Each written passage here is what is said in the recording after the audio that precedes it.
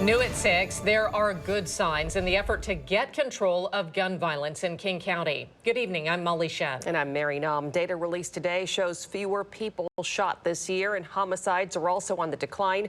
KOMO's Jeremy Harris is live with what might be behind the change. Jeremy?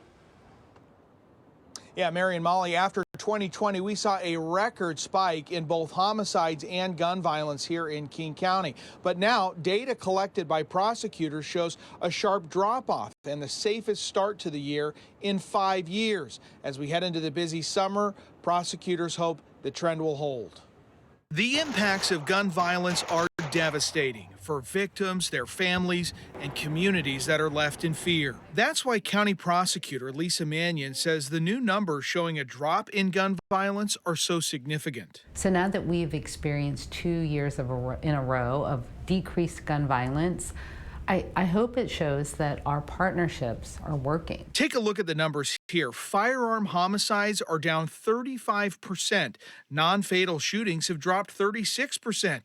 And the total number of shots fired in the county is down by a third. Obviously, the data here is good, but is this just resetting the county to where we were pre-pandemic? What we're seeing is a return to pre-pandemic levels, and it doesn't mean that we can declare a victory. It means that we have to keep working together, that we are having the impact that we want, that the numbers are trending in the right direction. In 2023, Seattle set a record for homicides with 73. Now, almost a third of the way through the year, the city has had fewer than 10.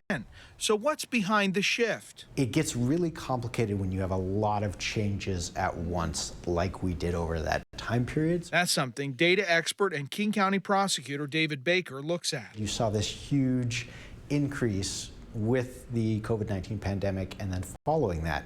But there are so many different things happening. I mean, our whole society was kind of upended for a while. With police departments rebounding on staffing, prosecutors hope they'll be able to sustain the trend this year. We also have to identify the people that are causing harm and interrupt the behavior with necessary accountability.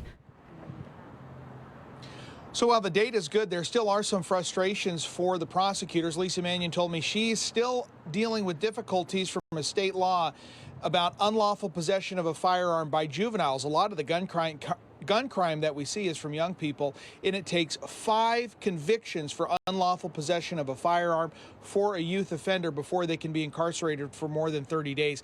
That's a law that Lisa Mannion tried to get changed this year in Olympia, but the bill didn't go through. Reporting live in Seattle, Jeremy Harris, KOMO News. Jeremy, you mentioned that summer is always the busiest time of year for gun violence. So could this progress be undone over the next few months? Well, and that's why it's so important to compare here time period versus same time period. So we're comparing Q1 to Q1, and that's where it shows that steep year-over-year drop and really a good decline over the last several years. But certainly, who knows what will happen over the summer. But for right now, the homicide and gun violence trends are really going in the right way. Jeremy, thank you.